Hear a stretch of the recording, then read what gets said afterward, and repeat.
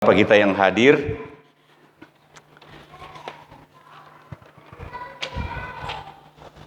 ya, setelah Tuhan Yesus naik ke sorga, kemudian pesan Tuhan, jangan tinggalkan Yerusalem sampai kamu diperlengkapi dengan kuasa dari tempat tinggi, dari tempat yang maha tinggi. Ini pesan sangat berarti, Tuhan pesan dengan sangat serius. Kita buktikan bahwa sungguh-sungguh memang hanya dengan dipenuhkan dengan Roh Kudus, dikuasai, dituntun Roh Kudus, orang mampu bertahan hidup sesuai dengan firman Tuhan supaya selamat. Kita hidup di dunia ini cari harta, enggak soal cari apapun bisa kita capai, apa yang bisa kita capai, kita raih sebanyak apapun, tetapi yang paling utama dalam hidup kita ini sebenarnya Tuhan mau kita berjuang, Tuhan mau kita meraih keselamatan. Bukan cuma nanti akhir hidup, tetapi dari awal kita mengenal Tuhan, menyerahkan hidup kepada Tuhan sampai kita mati. Tuhan mau kita pasti ada dalam keselamatan. Nah, pagi hari ini saya angkat satu tema, gunanya Roh Kudus atau fungsi Roh Kudus dalam kehidupan kita manusia, dalam kehidupan manusia dan secara khusus buat kita anak-anak Tuhan. Nah, saya tampilkan ayat ini lebih dulu. Lukas 11 ayat 13. Saya baca. Jadi jika kamu yang jahat tahu memberi pemberian yang baik kepada anak-anakmu, apalagi Bapamu yang di sorga, apa? Ia akan memberikan Roh Kudus kepada mereka yang meminta kepadanya. Ini Tuhan Yesus katakan begini, mintalah maka kamu akan diberi. Katanya, jika kamu Bapak yang terhitung jahat, saya percaya Bapak Haris, Bapak Hendra, Bapak Jeffrey, Bapak Licuan, siapa semua yang bapak-bapak hadir pagi ini, Bapak Rinto. Nah, bapak-bapak sejahat-jahatnya itu masih memberi pemberian yang baik katanya buat anak. Jadi apalagi Bapamu di sorga, pemberiannya adalah pemberian yang baik atau yang terbaik? Yang terbaik. Katanya pemberian, dia akan memberikan Roh Kudus kepada mereka yang meminta. Berarti mesti diminta. Mesti diminta. Diminta artinya kita datang, nyatakan kepada Tuhan kita butuh. Bukan cuma omong, bukan cuma bicara, tetapi sungguh-sungguh dari batin kita, dari hati yang terdalam, dan dari hidup kita tiap-tiap hari. Saya tidak dapat jalan sendiri. Pegang tanganku Roh Kudus, agar ku tidak tersesat mengikuti jalanmu. Kan begitu nyanyiannya. Nah, kita taruh di hati kita tiap-tiap hari, saya butuh Roh Kudus karena saya terlalu gampang menyimpang. Nah, pasal 24 ayat 49 dari Injil Lukas, dan aku akan mengirim kepadamu apa yang dijanjikan Bapakku, tetapi kamu harus tinggal dalam kota ini sampai kamu diperlengkapi dengan kekuasaan dari tempat tinggi. Kita Tuhan ingin perlengkapi. Tujuannya bukan pamer bahasa roh. Ada satu tamu dari luar negeri yang pernah datang ke sekolah Alkitab di masa saya.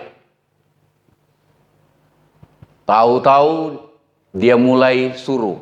Mulai saja, ngomong saja, ngomong saja. Oh, dia mulai di atas. Suruh ngomong. Padahal firman Tuhan bilang, kita berkata-kata seperti yang diilhamkan oleh Roh Kudus. Bukan dikomando orang, mari kita mulai berbahasa roh. Mulai semua. kor, bahasa roh. Itu sasarannya. Sasarannya bukan bahasa roh, tetapi sasarannya adalah kemampuan kita untuk hidup dalam kebenaran. Diperlengkapi dengan kekuasaan dari tempat tinggi. Cuma Roh Kudus yang tuntun kita, yang memampukan kita hidup benar, bertahan hidup benar. Nah itu. Jadi yang pertama, Roh Kudus kalau Tuhan berikan itu, Bapa di sorga sangat rindu memberikannya kepada kita. Tuhan Yesus bilang, tunggu di Yerusalem. Itu sebabnya murid-murid ketika Tuhan Yesus naik ke sorga, mereka kembali ke Yerusalem, mereka tunggu. Tuhan tidak bilang 10 hari lagi. Tuhan bilang, tunggu di Yerusalem, tidak boleh kemana-mana. Kalau dia tidak ada di Yerusalem pada hari yang ke-10, maka dia tidak akan alami pencurahan Roh Kudus itu. Tuhan bilang, tunggu. Murid-murid taat. Mereka tunggu di Yerusalem. Nah, dan mereka berdoa, firman Tuhan katakan mereka sehati berdoa bersama-sama. Saudara, itu sebabnya kita ambil kesempatan malam-malam untuk berdoa bersama-sama. Bukan cuma tiap malam 10 malam ini Tuhan spesialkan untuk penuhi seseorang dengan Roh Kudus. Tetapi Tuhan lihat kerinduan hati kita. Nah, yang pertama, memampukan kita mengerti dan melakukan firman. Ada banyak kali kita dengar firman, kita tidak terlalu gampang mengerti. Kita baca firman, tidak terlalu gampang mengerti. Itu sebabnya orang yang tidak dituntun Roh Kudus, kemudian dia sok tahu, dia baca firman, dia mulai khotbah sembarangan. Dia mulai ngoceh sembarangan dengan firman itu. Salah. Salah, dia hantam terus. Wih, orang yang karena ini orang terkenal mungkin, wih langsung diamin-aminkan sama orang yang duduk di bawah sana. Padahal dia tidak ngerti firman itu. Nah saudara, Roh Kudus akan memampukan kita untuk mengerti firman. Kemudian memampukan kita untuk melakukan. Bikin kita jadi suka untuk melakukan. Nah, ini ayatnya Yohanes 16 ayat 12. Tuhan Yesus bilang begini, masih banyak hal yang harus kukatakan kepadamu, tetapi sekarang kamu belum dapat menanggungnya. Tuhan Yesus bilang ke murid-murid, sebenarnya masih banyak yang saya harus sampaikan kepada kamu, tetapi kamu belum mampu menanggung. Belum mampu menanggung artinya belum sanggup menerima.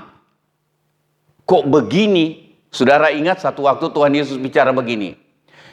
Kalau kamu tidak makan dagingku dan minum darahku, kamu tidak akan memperoleh hidup yang kekal. Wih, murid-murid bilang begini. Omongan apa ini bos? Omongan apa ini guru? Ini terlalu keras. Mereka tidak mampu mengerti. Nah saudara bayangkan. Tuhan Yesus 3 atau 4 kali Tuhan sampaikan bahwa anak manusia, aku akan menderita, ditangkap, kemudian dibunuh, disalibkan, pada hari yang ketiga bangkit. Mereka dengar, nih bos kita ini, guru kita ini sedang bicara apa? Sampai Tuhan Yesus bangkit, nanti waktu Tuhan jelaskan lagi, baru mereka terbuka. Oh iya ya. Kita kok sudah berkali-kali dibilangin tidak mempan. Nah kita ada banyak kali, ada kalanya kita mengerti sedikit firman, tapi untuk melakukan kita agak merugikan saya. Jadi kita masih hitung-hitung, masih mikir-mikir untuk melakukan. Tapi orang yang dipimpin, dikuasai Roh Kudus, kemudian dia memberi diri dipimpin, maka orang itu akan dengan rela dan sukacita melakukan firman walaupun terasa agak merugikan.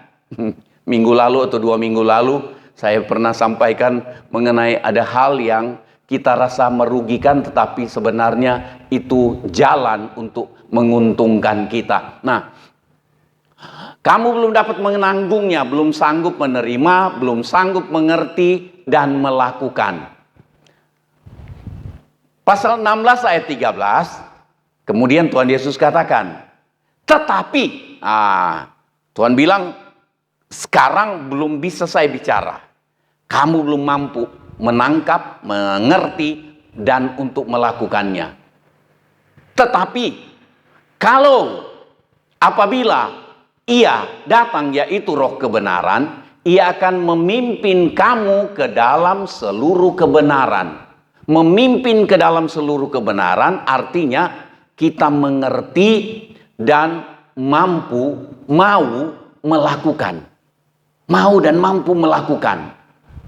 Kadang-kadang kita heran ya, dulu saya rasanya tidak mampu, tidak rela lakukan ini. Tetapi kemudian sekarang kita sadari, iya ya, kok sekarang saya dengan sukacita mau melakukannya. Itu tuntunan Roh Kudus. Nah, sekarang yang jadi persoalan begini. Ketika kita dipenuhkan dengan Roh Kudus, kita mulai mampu mengerti firman. Kita mulai mampu mengerti firman, kita mulai mau dan mampu melakukan firman Tuhan, walaupun ada banyak kali sulit.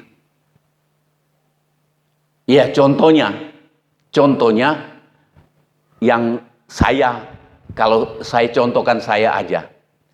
Kalau kita dihina, difitnah, dipojokkan, yang kita rasa wajar adalah kita membalas.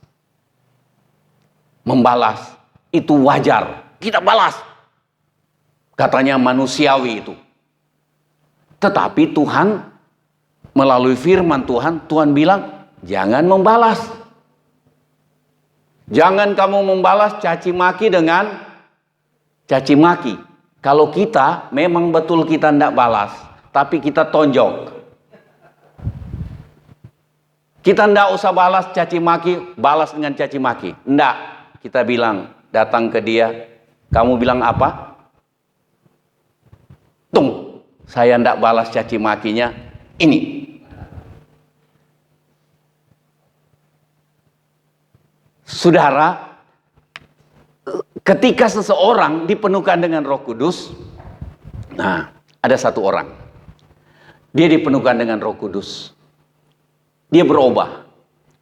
Tukang ngamuk di sekolah, di kelas, waktu di sekolah Alkitab. Tukang ngamuk. Begitu dia dipenuhkan dengan Roh Kudus, berubah dia. Berubah. 3 bulan. Tahu-tahu satu waktu berkelahi dia di dalam asrama. Kemana Roh Kudusnya? Jadi kita harus pelihara rupanya. Pelihara Roh Kudus itu. Jadi memang ketika kita dipenuhkan dengan Roh Kudus, ketika Roh Kudus menuntun kita, kita mulai mau dan mampu melakukan firman. Kita mulai tidak membalas caci maki dengan caci maki, bukan dibalas dengan nonjok, tetapi kita berdiam diri dan seperti Tuhan Yesus di dalam suratan Petrus katakan, dia menyerahkannya kepada Allah yang menghakimi dengan adil. Amin. Amin. Cuma satu ini saja sudah kita rasa sudah rugi kalau kita lakukan, kan? Tidak membalas, kita rasa rugi. Tidak balas, nanti kebiasaan, nanti saya dianggap remeh. Itu kan yang ada di pikiran kita. Tapi ketika kita izinkan Roh Kudus kerja, dia mulai bisik. Kan yang untung kamu kalau kamu tidak membalas. Tuhan berkenan kepada kamu dan kamu hidup tenang. Kita habis membalas, kita kira kita tenang. Tidak tenang. Setan itu penipu. Dia tipu kita. Kalau kamu balas, kamu tenang tidurnya. Enggak.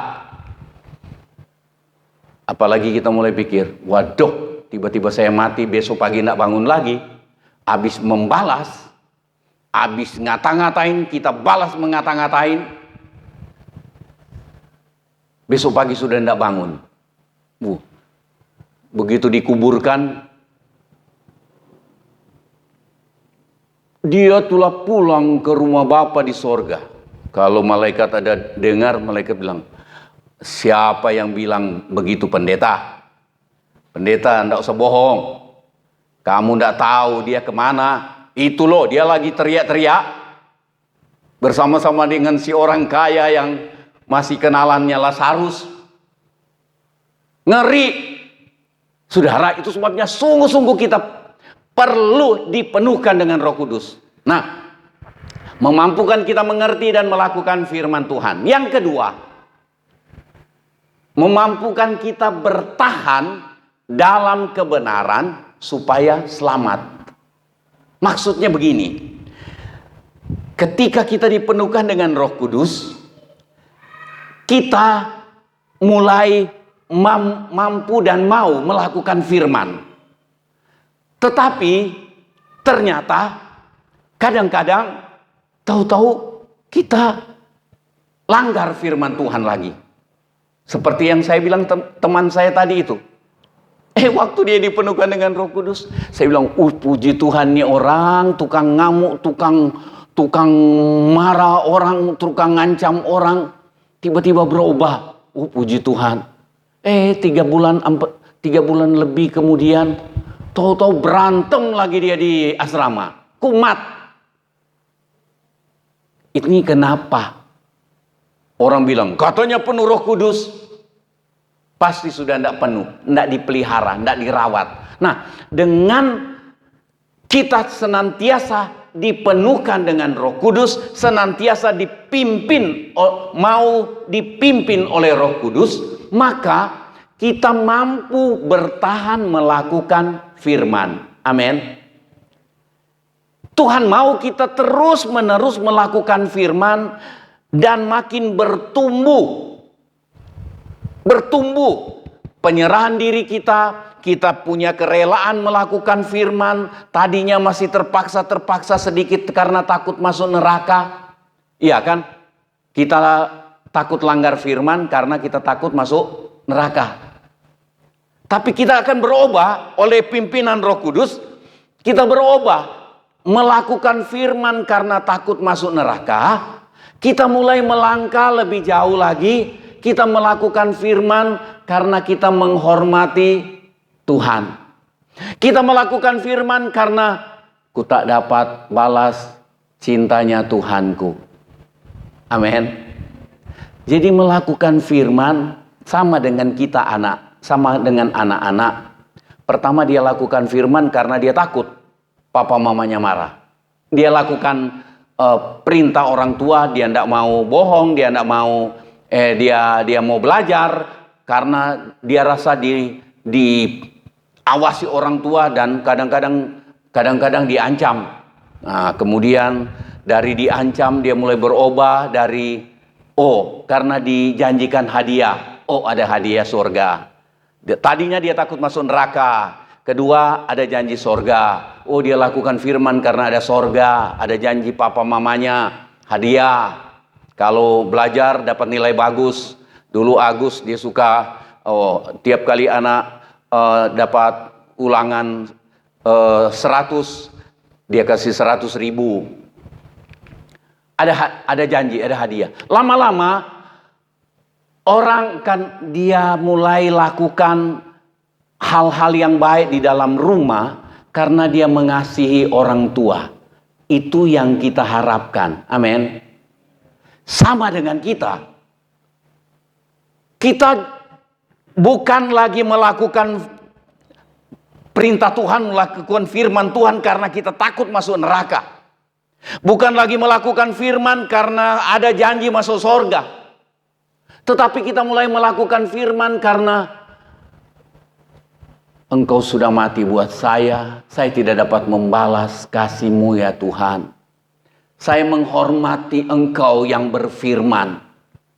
Kalau kita hormati orang yang mengeluarkan peraturan, maka kita tidak gampang melanggar peraturan. Orang di daerah sini banyak yang saya lihat tidak menghargai undang-undang, tidak menghargai polisi. Di perempatan polisi, lampu merah, plung. Yang plung itu, yang langgar itu, ada yang plat merah, plung. Lewat. Bilang, tidak menghargai aturan. Kadang-kadang orang klakson saya diringin. Ting, ting, ting, padahal lampu merah. Dia suruh saya terus. Saya tidak mau, karena merah. Sekarang, yang dari timur ke mari, dari barat rupanya bisa jalan terus. Entah sudah berubah atau enggak, tapi seringkali saya diam aja. Karena tidak ada tulisan, suruh boleh terus. Orang gampang melanggar, terbiasa melanggar. Itu sebabnya kita lihat di bangsa ini, orang kacau balau, terlalu gampang melanggar. Dan anggota gereja ikut-ikutan. Sayang. Nah, bukan itu yang ini hari ini bukan khotbah tentang lalu lintas. Memampukan kita bertahan dalam kebenaran supaya selamat. Tujuan ujungnya itu mengasihi Tuhan dan ujungnya adalah selamat. Nah, pasal 24 Matius ini. Injil Matius pasal 24 ayat 13. Baca sama-sama. 1 2 3. Tetapi orang yang bertahan sampai pada kesudahannya akan selamat. Ini yang ngomong Tuhan Yesus. Tuhan bilang orang bertahan. Bertahan dari apa? Bertahan dalam iman. Bertahan melakukan firman Tuhan. Bertahan melakukan atau bertahan hidup dalam kehendak Bapa di sorga. Saudara masih ingat Matius 7 ayat 21? Yang selamat bukan orang yang berseru Yesus Tuhan, Yesus Tuhan, Yesus Tuhan. Tetapi yang selamat adalah orang yang melakukan kehendak Bapakku di sorga. Bukan orang yang sedikit-sedikit, oh Yesus Tuhan, Yesus Tuhan. Tidak. Tapi dia melakukan kehendak Bapa di sorga, atau dia melakukan kehendak Bapaknya, kehendaknya sendiri. Tuhan juga akan hakimi saya. Saya khotbah ingin lakukan yang kehendak saya sendiri, atau saya berjuang untuk Tuhan, berikan petunjukmu supaya saya khotbah bukan karena yang saya mau. Biar yang saya khotbahkan itu tidak menyimpang dari firman Tuhan, tapi saya rindu supaya yang saya khotbahkan itu yang Tuhan mau untuk menjadi kebutuhan jemaat yang datang. Itu maksudnya contoh untuk melakukan kehendak Bapa di sorga. Nah saudara yang dikasih Tuhan, dengan kita dipenuhkan dengan Roh Kudus, kita dimampukan untuk bertahan. Bertahan lakukan firman. Bertahan sabar, amin. Bertahan tidak membalas. Bukan, untung sudah dengar khotbah tadi. Kalau enggak, tak tonjok. Itu menahan diri, bukan menguasai diri. Yang Tuhan mau kita menahan diri atau menguasai diri? Menguasai diri. Kalau menguasai diri itu sama dengan, saudara tahu shock breaker yang ada di motor atau di mobil. Shock breaker itu kalau kita kena di lubang, shoot, dia naik pelan-pelan. Beda dengan per, ya kan? Per kita tarik, tung. Apa yang terjadi? Begitu dilepas, plung plung plung plung plung plung plung plung. Itu sebabnya kalau naik dokar, itu begitu. Kalau dokar pakai shock breaker, seret, pelan dia naik. Kita penguasaan diri itu mirip shock breaker, mirip Ya, shock breaker. Ke bawah enggak terlalu cepat, balik enggak cepat. Sit. Kalau per, kikik. Kalau kita sama dengan per menahan diri, sudah berkali-kali ngomong besar, menghina lagi. Untung sudah dengar firman Tuhan tadi. Kalau enggak, lama-lama kita bilang 1 kali, 2 kali, masih sabar. 3 kali, pas dengar firman lagi, enggak jadi. Begitu 4 kali bilang, mau firman, mau apa, mau neraka. Kita enggak pusing lagi. Banyak kali kita begitu. Itu sebabnya Tuhan ingin lengkapi kita dengan Roh Kudus.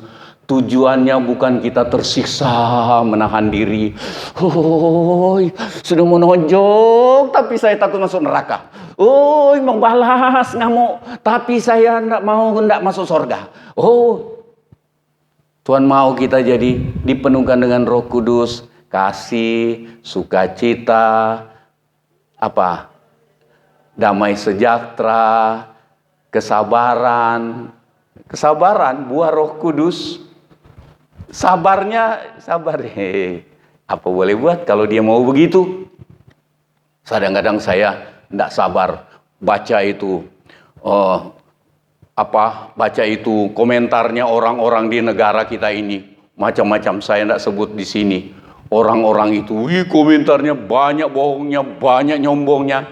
Kadang-kadang saya tidak sabar, saya tulis di situ. Saya sudah tulis yang sadis-sadis. Saya tidak jadi kirim. Terus saya tulis, saya berdoa supaya Bapak tobat. Bapak ini juga tobat. Saya belum lihat ada orang balas apa itu. Saya cuma doa supaya tobat, supaya ketika mati masuk surga. Saudara, Tuhan mau perlengkapi kita sehingga kita mampu bertahan melakukan firman. Kalau waktu kita dipenuhkan dengan Roh Kudus, awal kita mengerti firman dan kita suka melakukannya, tapi ini perlu supaya kita mampu bertahan terus-menerus untuk melakukannya. Nah, coba lihat kenapa Tuhan bilang bertahan sampai pada kesudahannya akan selamat. Bertahan dari ayat 10, banyak orang akan murtad dan mereka akan saling menyerahkan dan saling membenci. Kalau di gereja ada saling membenci, ada banyak kali orang tawar hati untuk datang ke gereja. Betul apa tidak? Banyak. Dan kita mulai pikir, itu tidak suka betul dengan saya. Tidak gereja-gerejaan. Kita coba pindah. Pindah kemana? Ketemu. Ada juga yang tidak suka dengan saya. Pindah lagi. Ketemu. Ada juga yang tidak suka dengan saya. Mau keliling dunia di mana-mana, kalau masih ada manusia, kecuali yang ibadah di situ malaikat semua. Kita bisa jadi setan sendirian di situ. Saudara, Tuhan mau kita bertahan di tengah keadaan ada banyak orang murtad. Kita lihat, itu ikut melayani perjamuan kudus, kok dia kayak gitu, murtad. Sedangkan dia begitu, apalagi saya cuma anggota biasa. Makin kita setia kepada Tuhan, makin setan kejar kita. Jangan kaget itu, ikut Tuhan malah tambah banyak persoalan. Memang karena setan tidak rela. Setan bilang tidak rela ya, tidak rela. Setan tidak rela satu pun di antara kita yang terus setia kepada Tuhan. Setan mau semua kita langsung ikut dia. Tidak ada yang dia rela satu orang di antara kita yang tetap setia. Dia mau supaya kita binasa. Kalau Tuhan mau supaya kita semua selamat. Tuhan Yesus bilang bertahan dari kemurtatan banyak orang. supaya kita tidak tawar hati. Bertahan dari saling membenci. Kita lihat saling membenci di mana-mana. Pendeta dengan pendeta, anggota gereja dengan anggota gereja, organisasi satu dengan organisasi lain, saling membenci. Kita mulai tawar hati. Pendeta aja kayak gitu, apalagi saya cuma jemaat. Nggak ada pendeta di sana. Sama semua kita. Saudara, kita mau bertahan. Ada lagi. Tuhan bilang ingatkan bertahan. Banyak nabi tadi, banyak orang akan murtad. Banyak orang saling membenci. Sekarang banyak nabi palsu akan muncul dan menyesatkan banyak orang. Itu sebabnya Tuhan bilang bertahan. Roh Kudus memampukan kita bertahan dari keadaan-keadaan seperti ini. Dari keadaan saling membenci yang kita lihat, dari keadaan orang-orang banyak murtad, dari keadaan banyak nabi palsu. Nabi palsu itu bukan datang pakai topi setan dan menakutkan kita. Nabi palsu datang pakai Alkitab.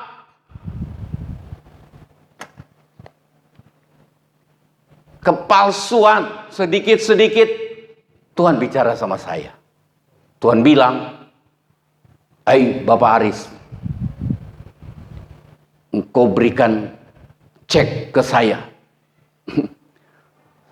100 juta, maka engkau akan terima 10 kali lipat." Waduh, 100 juta 1 M. Langsung pulang bikin cek ke saya. 10 hari lagi cekcok. Cekcok mereka berdua. Bohong yang disampaikan. Dusta. Nabi-nabi palsu. Alasan pakai Tuhan yang bicara ke saya. Omong kosong banyak sekali hari-hari ini kita lihat. Palsu, tapi banyak orang senang. Bukan cuma orang yang tidak berpendidikan. Sampai orang dokter-dokter percaya. Orang yang terbiasa mikir panjang, menganalisa, gampang percaya. Namanya nabi palsu. Yang berdiri di belakang dia adalah setan. Pendusta. Nabi palsu itu dusta semua yang dia sampaikan. Hati-hati. Kalau kita cuma senang mujizat, kita gampang terbawa. Karena nabi-nabi palsu ini banyak kali bisa bikin mujizat. Nah, hati-hati. Menyesatkan banyak orang. Tuhan mau kita bertahan dari penyesatan oleh nabi palsu dan oleh banyak ajaran palsu. Kita peka tangkap, kayaknya ini tidak pas. Penuh dengan Roh Kudus, orang akan suka baca firman. Penuh dengan Roh Kudus, orang akan suka dengar firman. Penuh dengan Roh Kudus, orang akan mampu mulai mengerti firman. Penuh dengan Roh Kudus, orang mulai suka dan bertekad rindu ingin melakukan firman. Ketika dia dengar, ini orang luar biasa, tetapi ini orang terkenal di negara saya, orang terkenal namanya di gereja-gereja, tapi kok apa yang dia sampaikan ini kok kayak tidak pas ya. Roh Kudus mulai tuntun kita. Kita tidak lagi lihat, oh ini favoritku. Kita mulai cari tahu. Yang dia sampaikan ini kok kayak tidak cocok dengan firman. Kadang-kadang kita tidak tahu di mana firman yang kita pegang, yang kita ukur. Oh, tidak cocok ini orang. Tidak cocok apa yang dia bilang. Tapi Roh Kudus yang taruh di hati kita, di roh kita, bahwa ada yang tidak beres. Ini pentingnya, kepekaan kita. Hanya karena pimpinan Roh Kudus. Kita dikuasai Roh Kudus. Nah, saya beri suatu contoh mungkin dengan singkat. Ini contoh, Ananias dan Safira, dia gagal. Kisah Para Rasul 5 ayat 1-10, tidak usah ditampilkan ayatnya, saudara ingat ayat ini. Kita ingat, waktu itu murid-murid, pengikut-pengikut Tuhan Yesus, waktu itu kayaknya hampir semua penuh dengan Roh Kudus. Kemungkinan Ananias dan Safira juga penuh Roh Kudus.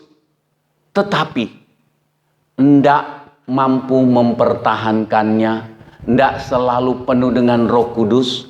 Itu sebabnya ketika orang-orang yang penuh Roh Kudus, mereka bilang, oh saya mau jual juga tanah saya, kemudian saya persembahkan untuk pekerjaan Tuhan, gini supaya rasul-rasul bisa memberitakan Injil kemana-mana.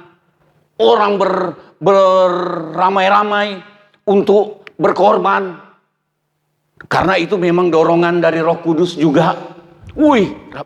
Ananias Safira, kalaupun mereka berdua sudah penuh dengan Roh Kudus waktu itu, kemudian ada tekad, kita juga ikut. Bertekad, mereka mungkin sudah sampaikan ke Petrus, Om Petrus, kami bernasar untuk jual sebidang tanah dan semua kami akan berikan untuk pekerjaan Tuhan.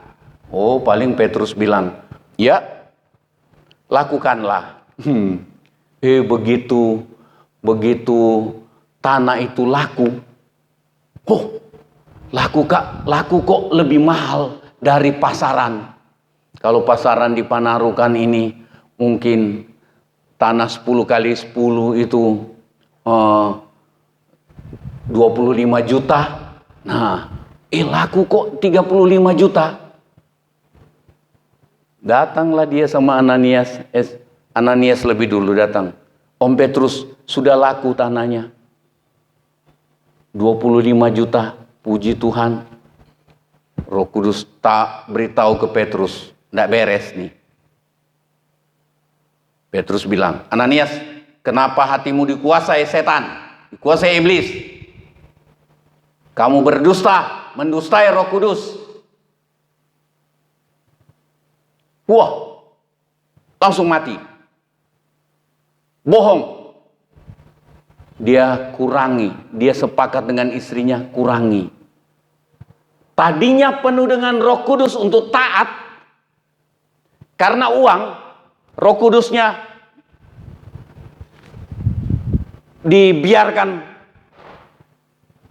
disuruh pergi, mengabaikan suara Roh Kudus. Kalau kita mengabaikan peringatan di dalam hati kita untuk melanggar, untuk jangan melanggar firman, tapi kita abaikan itu, kita sama dengan usir Roh Kudus keluar. Dan Roh Kudus tidak berbantah-bantah. Jangan usir saya dong. Enggak. Ketika kita bertekad untuk langgar firman, dia lari. Dia keluar dari hidup kita. Mungkin itu yang terjadi dengan Ananias dan Safira. Ketika mereka berdua sepakat. Kayak apa ini ya? Ini lebih 10 juta. Ini cuma contoh. Ini lebih 10 juta dari pasaran. Kayak apa? Ini kita tahan. Safira bilang, iya enggak apa-apa rasanya. Kan memang lebih kok. Kan pasaran 25 juta. Rasanya sih enggak apa-apa. Lama-lama Ananias mulai bilang, iya ya kayaknya enggak apa-apa. Pertama rasanya enggak apa-apa. Mulai meningkat, kayaknya enggak apa-apa.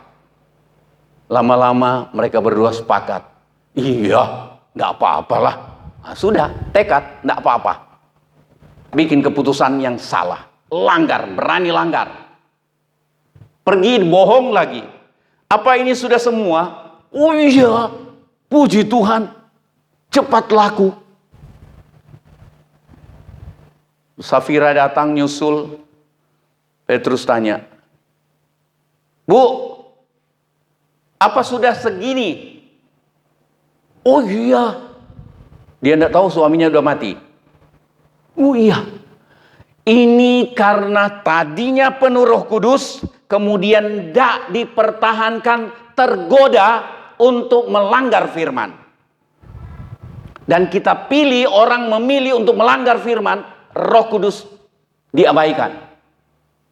Kita abaikan Roh Kudus, maka kita akan jatuh dalam dosa. Itu yang terjadi dalam kehidupan banyak orang gereja termasuk pendeta. Biarpun dia masih berbahasa roh sampai hari ini. Bahasa roh jalan terus, dusta jalan terus, zina jalan terus.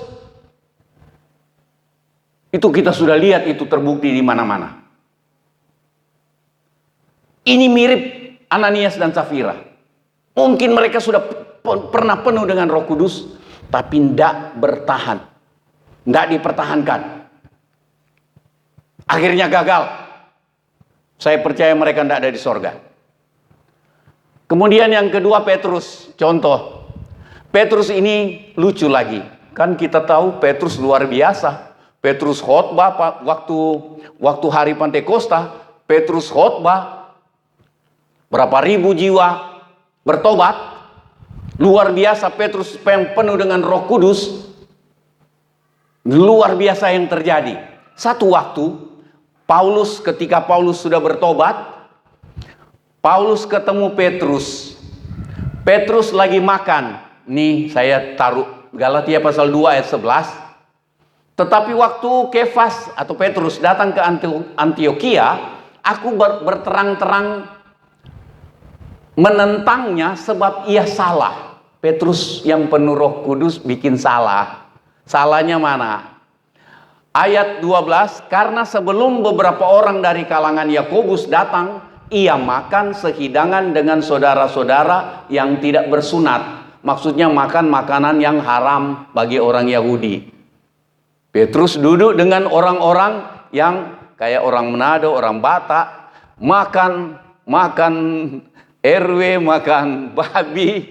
Oh, Petrus mungkin ikut makan dengan mereka, makan pakai, ya mungkin tidak cuci tangan atau apa. Itu orang Yahudi tidak boleh begitu.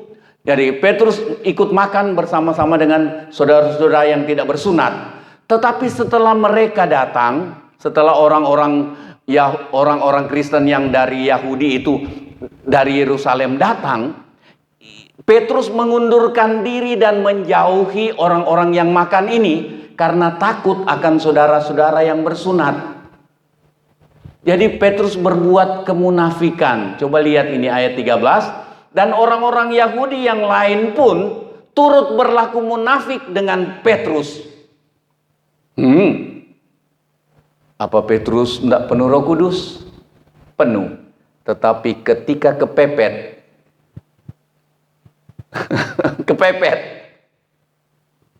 ketika ada satu situasi dan dia berlaku munafik, campuran bohong. Orang-orang yang ada bersama dengan Petrus, orang Yahudi pun yang sama dengan Petrus turut berlaku munafik dengan dia, sehingga Barnabas sendiri turut terseret oleh kemunafikan mereka. Ngeri. Itu Petrus. Siapa kita? Jadi saudara, kita lihat nih. Nggak hati-hati. Jangan. Dulu ada orang bilang begini, itu penuh Roh Kudus. Kok begitu ya? Oh, jangankan anggota gereja atau pendeta, Petrus pun yang luar biasa itu. Kalau tidak hati-hati, bisa jadi salah. Tuhan mau kita bertahan. Selalu kita tiap hari, Tuhan penuhkanku dengan Roh-Mu yang kudus. Tuntun aku dengan Roh-Mu yang kudus. Kerelaan untuk tunduk. Kita sadar bahwa kita tidak mampu bertahan dalam kebenaran, bertahan lakukan firman tanpa dikuasai oleh Roh Kudus, tanpa dipenuhkan senantiasa oleh Roh Kudus. Saya ada ambil satu contoh mengenai jemaat di Efesus. Saudara lihat ini, saya ada ambil beberapa ayat. Tidak berurut. Wahyu pasal 2 ayat yang ketiga, Tuhan Yesus katakan kepada jemaat di Efesus, dan engkau tetap sabar dan menderita oleh karena namaku. Ini luar biasa. Dan engkau tidak mengenal lelah. Wih, aktif dalam pelayanan. Itu luar biasa. Ayat 4 baca sama-sama dengan saya. 1, 2, 3. Namun demikian, aku mencela engkau. Tuhan mencela. Karena engkau telah meninggalkan kasihmu yang semula. Meninggalkan kasih yang semula. Semangat, Tuhan, dulu saya 10 tahun lalu, saya begini dan begini, setia sekali. Dan apa saudara masih ingat itu berapa belas tahun lalu kita setia begitu rupa. Terus kita dapati kita sekarang, kok saya kayak gini loyonya ya, kok saya kayak gini ndak bersemangatnya ya. Ada kesempatan merenung hari ini. Peringatan Tuhan Yesus kepada jemaat Efesus.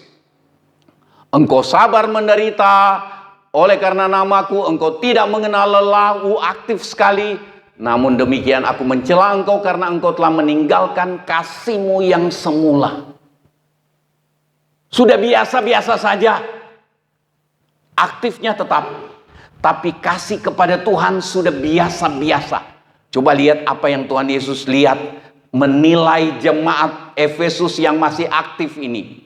Masih rame di ibadahnya, masih aktif, masih terlibat melayani, masih sabar dikata-katain orang, ndak balas. Terus Tuhan